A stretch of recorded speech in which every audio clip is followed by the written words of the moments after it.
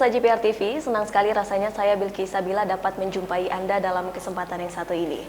Pemirsa, pemerintah Indonesia melalui Kemendesa PDTT yang salah satu tugasnya ialah mengawal keberlanjutan dan juga pengembangan program transmigrasi di Indonesia untuk mengenalkan program transmigrasi.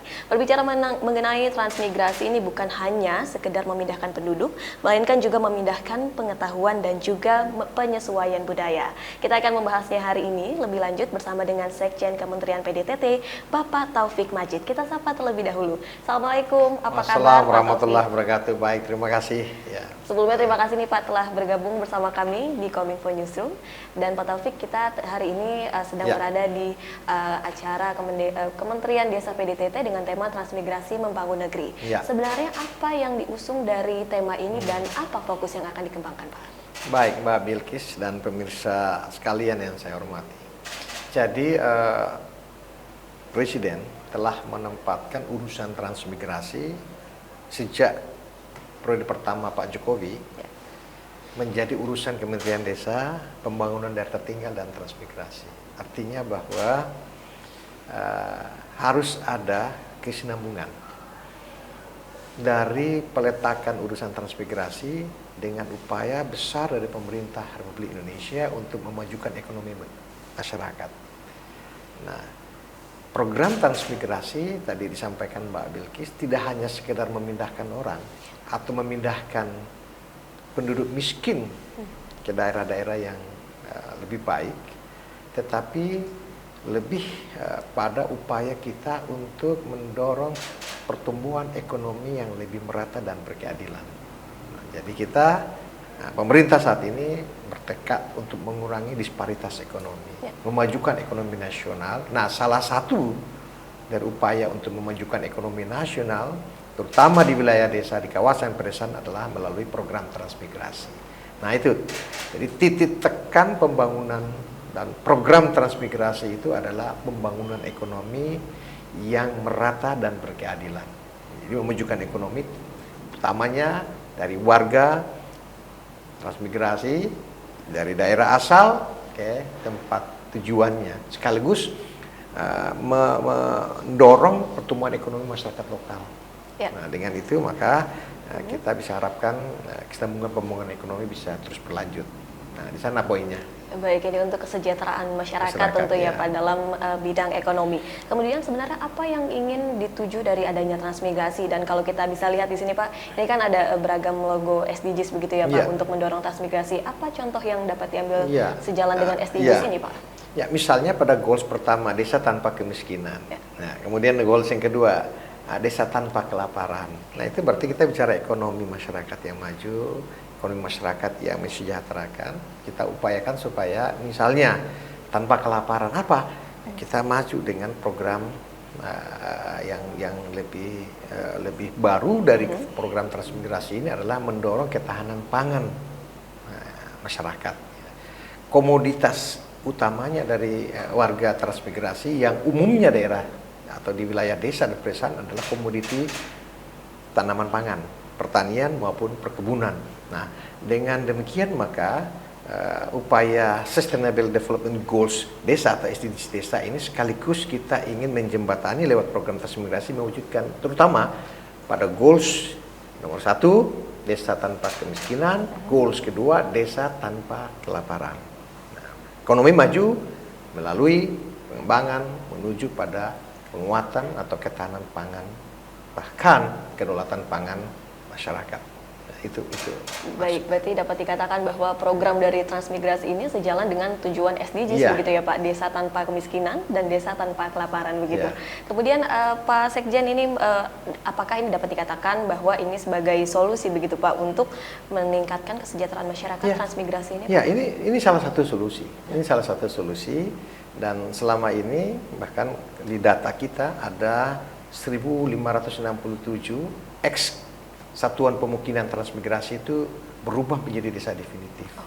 Kemudian ada kurang lebih 466 kecamatan dari kawasan transmigrasi dan membentuk 116 kabupaten dengan 3 provinsi, Kalimantan Utara, Provinsi Sulawesi Barat, dan yang terakhir Provinsi Papua Selatan. Artinya bahwa dengan program transmigrasi ini ikut serta memajukan masyarakat yang ada di daerah penempatan. Nah, ini yang menurut kami harus dari waktu ke waktu perkembangan dari program transmigrasi terus kita lakukan, sehingga betul-betul tadi kita mengikuti arahan Bapak Presiden mewujudkan ekonomi Indonesia yang merata dan berkeadilan di seluruh penjuru tanah air. Nah, apa saja misalnya? Nah, tadi sebelum transmigran ini ditempatkan mereka, kita rekrutmen yang nanti akan dijelaskan lebih detail apa syaratnya orang yang akan masuk dalam program transmigrasi, dari keluarga mana, berapa orang, usia dan seterusnya, nah, gitu-gitu kan. Kemudian kita harus bekali dengan pendidikan dan pelatihan, pengetahuan, keterampilan, termasuk pengetahuan warga transmigran atau calon transmigran terhadap budaya, nilai-nilai yang berkembang pada daerah yang akan ditempatkan, sehingga terjadi akulturasi, terjadi kelenturan budaya, adaptasi dan seterusnya, sehingga memperkuat kohesi sosial. Nah, dengan adanya adaptasi budaya, kohesi sosial dan seterusnya, tujuan utama penempatan warga transmigran ini tidak akan ada masalah dengan asimilasi dengan penduduk setempat. Nah, ini yang kami harapkan seperti itu. Nah, tapi dengan syarat tadi harus dibekali pengetahuan lewat pendidikan dan pelatihan sehingga terjadi shared knowledge. Nah, gitu. Hal lain yang ingin kami sampaikan pada forum ini adalah bahwa konsep baru transmigrasi dengan transpolitan yang kita mau ini adalah program yang berbasis partisipatif dari bawah. Ya, satu, dia unggul pada sumber daya lokal, baik pertanian, perkebunan dan seterusnya. Kemudian kita harus mampu menggeser dan ingin mewujudkan satu ekosistem di warga transmigran di program-program terutama daerah penempatan ini masuk pada ekosistem digital. Jadi bagaimana komoditi-komoditi yang dihasilkan oleh masyarakat atau warga transmigran dan sekaligus masyarakat lokal bisa dipromosikan, bisa dipasarkan secara digital dan seterusnya. Jadi konsep transpolitan kita mau dia lebih modern, di samping berbasis sumber daya lokal, dia modern, ada treatment dan kebijakan yang afirmatif, yang betul-betul bisa kemudian mengakselerasi pertumbuhan ekonomi sesuai dengan kebutuhan kita saat ini. Baik, jadi masyarakat transmigran ini didorong untuk bisa menghasilkan suatu komoditas begitu ya Pak, komoditi. Betul. Untuk ini akan kembali ke masyarakat juga tentunya. Betul, kembali ya, ke Pak, masyarakat sehingga nilai tambahnya kita bisa dapati. Dan sebetulnya dalam konsep besar sebetulnya ini adalah program transmigrasi adalah satu konsep maju, produktif bersama dengan masyarakat. Jadi pemerintah ingin masuk di dalam satu program besar yang tidak kita melihat secara terpisah, secara parsial, tapi ini kita sama-sama. Nah, karena itu butuh dukungan dari kementerian lembaga, dukungan sumber daya, fasilitas, dukungan anggaran, termasuk dengan jajaran pemerintah daerah. Ini menjadi satu dan harus kita pastikan ini menjadi satu pekerjaan yang harus menjadi tanggung jawab bersama, bukan hanya tanggung jawab Kementerian Desa. Baik, boleh diberi contoh Pak Sekjen, mungkin satu contoh konkret upaya untuk mempercepat pembangunan yang ada di Desa Transmigran ini seperti apa sih Pak? Ya, misalnya kita dengan penempatan ini ada lahan transmigran yang untuk di samping lahan perumahan, ada lahan produktif sebesar 2 hektar yang diberikan, dan itu nanti dikerjasamakan antar warga trans. Kemudian kita membentuk satu ekosistem antar kawasan. Nah, kemudian kita dorong yang namanya instrumen ekonomi basisnya kepada badan usaha milik desa. Nah, ini upaya kita, seluruh aktivitas ekonomi warga transmigrasi di samping dengan pola kerjasama dengan pihak lain, kita mau mewujud dari bawah melalui pembentukan badan usaha milik desa. Nah, saat ini badan usaha milik desa atau kalau antar kawasan, antar desa, antar satuan pemukiman, nanti kita dorong yang namanya badan usaha milik desa bersama. Nah, upaya-upaya percepatan yang tadi sampaikan bagaimana supaya lebih maju, ya kita perkuat pendidikan dan pelatihan, melakukan edukasi, kemudian ada literasi ekonomi, literasi keuangan yang kita harus kembangkan pada warga transmigran supaya bisa menjadi lokomotif pertumbuhan ekonomi di masyarakat Nah, ini yang sedang kita garap saat ini. Yang perlu ditekankan hal seperti itu ya Pak. Iya. Berbicara mengenai BUMDes, sebelumnya pada Februari lalu Iya. telah dilaksanakan hari perayaan BUMDes Iya, begitu Pak betul. di Kabupaten Bintan, dan beberapa juga kabupaten Iya. desa di sana juga Iya. mendapatkan kategori desa mandiri begitu Pak. Betul. Sebenarnya yang bisa mendapatkan kategori desa mandiri itu seperti apa sih Pak? Desa mandiri ini kan kita punya ukuran, ada 3 indeks. Jadi indeks ketahanan sosial, indeks ketahanan ekonomi, dan indeks ketahanan ekologi. Jadi kalau semakin baik ketiga indeks ini, desanya semakin naik levelnya. Jadi misalnya kita ukur pada indeks ketahanan sosial, misalnya seberapa besar sarana dan prasarana sosial, ekonomi kemasyarakatan itu bisa hadir di sana. Misalnya pelayanan sosial dasar, bidang pendidikan, bidang kesehatan harus hadir dan dapat diakses dengan mudah oleh warga masyarakat, terutama di desa atau kalau kita bicara di kawasan transmigrasi. Seberapa cepat warga kita mendapatkan layanan kesehatan, layanan atau akses bidang kesehatan, bidang pendidikan, dan seterusnya. Di indeks ketahanan ekonomi, pasar harus datang. Nah, makanya kita ukur salah satunya adalah kehadiran BUMDes. Ada akses masyarakat terhadap sumber daya ekonomi di desa, ada pasar desa, gitu-gitu. Ada instrumen yang bergerak di sana. Sedangkan indeks ketahanan ekologi adalah seberapa besar ketangguhan desa untuk bisa menangani dampak bencana, atau dia mampu membangun desa tapi sekaligus bisa melestarikan lingkungannya. Nah, ini kita lihat, kita ukur pada seberapa besar afirmasi APBDes-nya terhadap isu-isu tersebut.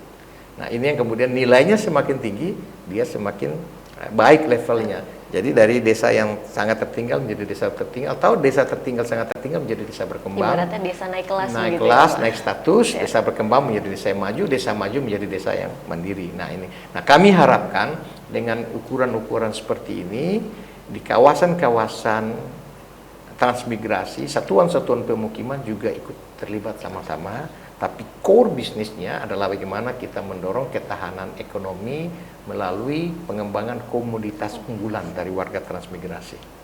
Baik, saya ingin menyinggung sedikit apa yang sudah disampaikan Pak Sekjen saat memberi arahan tadi sebelumnya Pak, mengenai revitalisasi kawasan transmigrasi sebagai pusat pertumbuhan baru begitu Pak, di era 4.0 atau di era digital saat ini. Kiranya yang menjadi tantangan itu seperti apa dan bagaimana cara untuk mengatasinya Pak? Ya, betul. Memang challenging kita saat ini di revitalisasi 62 kawasan transmigrasi. Satu ya sudah pasti kita bicara dengan infrastruktur ya. Nah, karena sekarang kapasitas fiskal kita yang terbatas, karena itu butuh kerjasama dan kolaborasi dari kementerian lembaga supaya khususnya pada akselerasi pengembangan atau pembangunan infrastruktur dasar, karena kita bicara revitalisasi kawasan transmigrasi ini di kawasan-kawasan yang terdepan, daerah-daerah yang terluar, perbatasan dan sebagainya.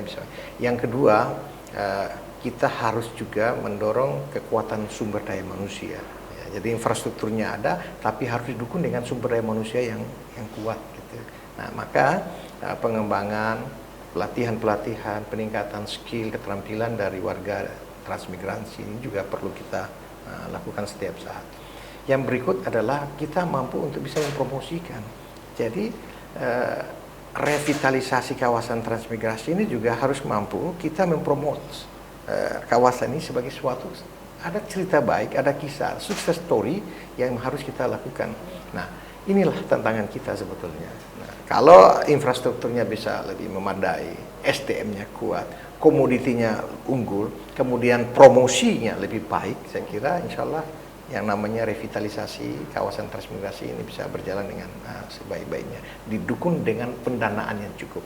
Nah, itu yang kira-kira menjadi tantangan kita saat ini. Revitalisasi ini dapat dilakukan meskipun pelan gitu ya Pak, perlahan namun pasti begitu dengan adanya dukungan baik dari fasilitas, kemudian juga dari sumber daya manusia itu sendiri yang mendapatkan pelatihan begitu Pak, dan juga tentunya dukungan dana ini memerlukan dukungan baik dari pihak masyarakat itu sendiri maupun dari pihak kerjasama dari pemerintah begitu ya Pak, dari Kementerian Lembaga. Jadi kita harus bisa menciptakan iklim di kawasan itu yang sebetulnya saling orang merasa nyaman kalau menjadi warga transmigran.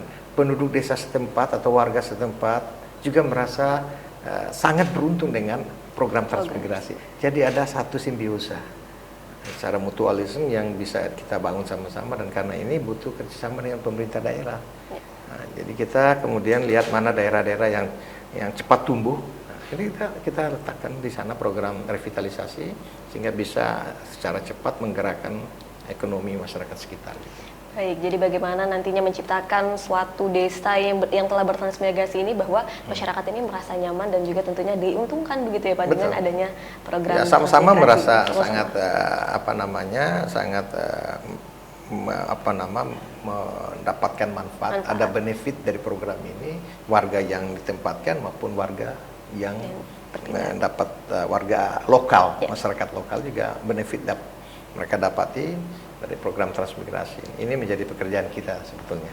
Baik, terima kasih banyak Pak Taufik Majid selaku Sekretaris Jenderal Kemendesa PDTT yang telah bergabung bersama kami Pak dalam Kominfo Newsroom. Salam sehat selalu Pak Taufik. Baik, terima kasih banyak sama-sama atas Mbak waktunya Bilkis. Pak. Terima kasih sama-sama. Baik. Ya pemirsa, demikian perbincangan rekan saya Bilkis Sabila dalam forum tematik transmigrasi membangun negeri. Pemirsa, berakhirnya informasi tadi sekaligus menutup perjumpaan kita pada Kominfo Newsroom hari ini. Dapatkan informasi berita pilihan setiap harinya melalui kanal GPR TV atau melalui media sosial gprtv.id. Dukung terus Migrasi TV Digital, bersih gambarnya, jernih suaranya, dan canggih teknologinya. Saya Mona Azarini Sakwamir, sampai jumpa.